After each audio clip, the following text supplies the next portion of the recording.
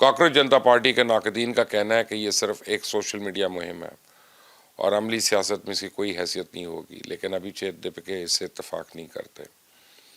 وہ نوجوان کہتا ہے کہ ابتدا میں یہ ایک مزاحیہ خیال تھا، لیکن عوامی رد عمل نے اس کو سنجیدگی عطا کر دی، اور اگر یہ جماعت انتخابی سیاست میں حصہ نہ بھی لے تب بھی یہ ملک کے سیاسی بیانے کو تبدیل کرنے کی صلاحیت رکھتی ہے۔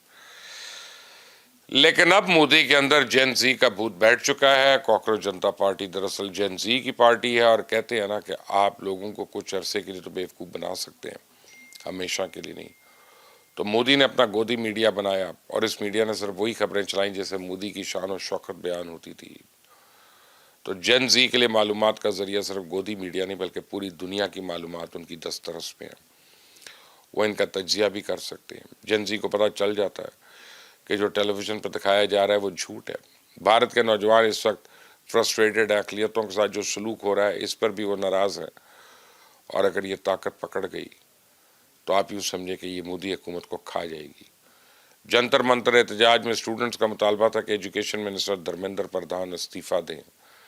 بھارت کی کاکروچ جنتا پارٹی نے پہلی بار سڑکوں پر آ کر وزیر تعلیم کا استعفیٰ ڈیمانڈ کیا، اور یہ تحریک ملک میں نوجوانوں کی بڑھتی ہوئی بے روزگار اور بار بار ہونے والے امتحانی پیپرز کی لیکس کے خلاف سامنے آئی۔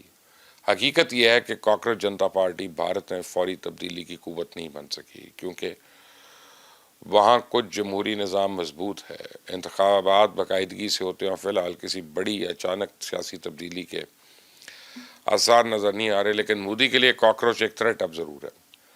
اب سوال یہ ہے کہ کیا کاکروچ جنتا پارٹی واقعی مستقبل کی بڑی سیاسی قوت بن سکتی ہے؟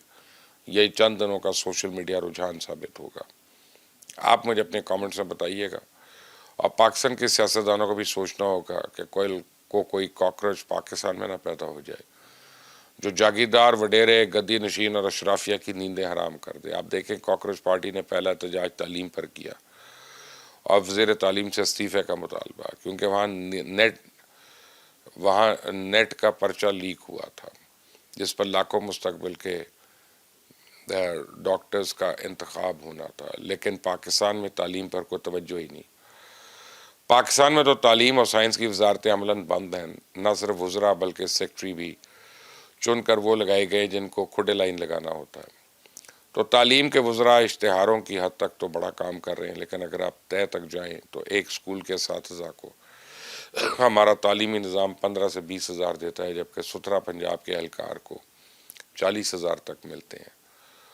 تو پاکستانی عوام کی ترجیحات بدل رہی ہیں، لیکن حکمرانوں کی ترجیحات بدلنے کے لیے شاید یہاں پہ بھی جین زی یا کسی کاکروچ کے سہارے کی ضرورت ہے۔ مجھے اپنی رائے دیجیے گا اس پہ۔ اس چینل کو سبسکرائب کریں، بیل آئیکن کو پریس کریں۔ اللہ حافظ۔